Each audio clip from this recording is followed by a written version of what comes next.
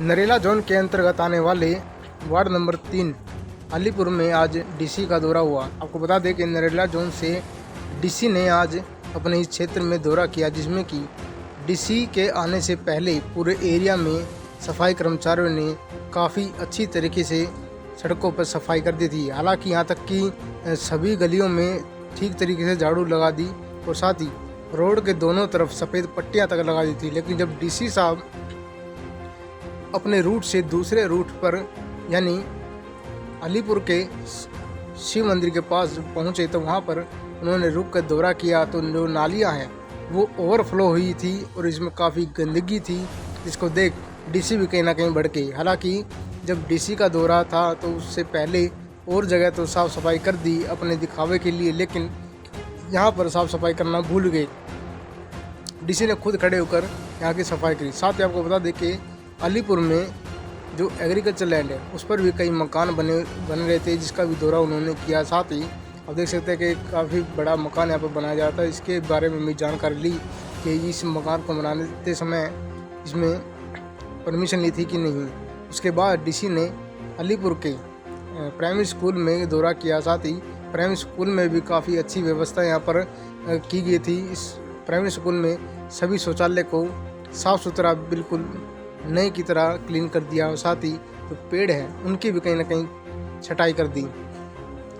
साथ ही अपने पूरे अलीपुर एरिया में राउंड पर रहे डीसी साहब और यहाँ तक कि अलीपुर मेन बस स्टैंड के ठीक पीछे आपने शौचालय भी देखा होगा। ये शौचालय बदहाल स्थिति में रहता है, काफ़ी गंदगी इस शौचालय में रहती है। जो महिलाओं का जो शौचालय है, जिस शौचालय में गेट लगा हुआ है उसमें अक्सर आपको ताला देखने को मिलता था, काफ़ी गंदगी यहाँ पर देखने को मिलती थी। लेकिन डीसी साहब का ऐसा दौरा हुआ जिसके चलते यहाँ पर साफ़ सफाई बिल्कुल अच्छी कर दी। आप देख सकते हैं कि किस तरह जो टॉयलेट है वो बिल्कुल नए की तरह यहाँ पर चमका दिए गए हैं, मानो कि यहाँ पर रोज़ाना सफाई होती है। साथ ही ऊपर स्वच्छ मिशन 2022 के तहत का भी बोर्ड लगा दिया गया है। साथ ही अलीपुर मेन स्टैंड जो कि अलीपुर में अंदर जाते हैं उसके ठीक पीछे ही आपने यहाँ पर फल फ्रूट की रेहड़ियाँ भी काफ़ी देखी होंगी।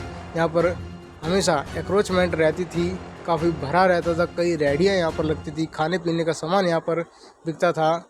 फल फ्रूट की रेहड़ियाँ इससे रोड पर देखने को मिलती थी। लेकिन उससे पहले अक्सर सफाई कर्मचारी अपने कामों को लेकर ढीले रहते हैं, लेकिन जब किसी बड़े अधिकारी का दौरा होता है तो सभी कर्मचारी व अधिकारी अपने काम में व्यस्त हो जाते हैं, पूरे एरिया में साफ़ सफाई करते हैं। लेकिन उससे पहले जो स्थिति रहती है वो बदहाल स्थिति में रहते हैं। लोग भी कहीं ना कहीं ये देखते हैं कि आज सफाई कर्मचारी इस तरह से क्यों लगे हुए हैं, लेकिन उनको बाद में पता चलता है कि आज किसी बड़े अधिकारी का यहाँ पर दौरा होना था। हालांकि डीसी साहब का कहना है कि हम पूरे नरेला जोन के अंतर्गत आने वाले सभी वार्डों में इसी तरह रोज़ाना दौरा करेंगे, रोज़ाना अलग अलग वार्डों में जाएंगे। लेकिन अक्सर देखा जाता है कि जब किसी बड़े अधिकारी का जब दौरा होता है उससे पहले ही सफाई कर्मचारी सफाई करने लगते हैं। लेकिन इससे पहले यदि रोज़ाना के रूटीन में ये रहे तो अच्छा रहेगा। और क्या कहा डीसी साहब ने, ये भी उनसे जानिए। ऐसा कोई फिक्स नहीं है कि हमारा ये एक रेगुलर का शेड्यूल हो गया है। सभी डिप्टी कमिश्नर अपने अपने जोन में सुबह 7 बजे से ही निरीक्षण करते हैं अलग अलग वार्डों का।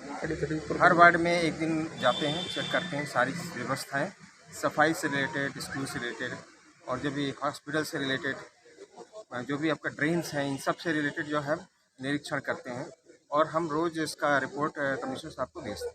तो निरीक्षण के दौरान जब निरीक्षण होता है उस दौरान तमाम इंक्रोचमेंट जो सड़क पर होती है वो हटा दी जाती है, लेकिन जैसे ही निरीक्षण के बाद जो है वापस हालात एज इट इज हो जाते हैं। अब ये आप देखेंगे कि परमानेंट फीचर होगा, ये रेगुलर होगा।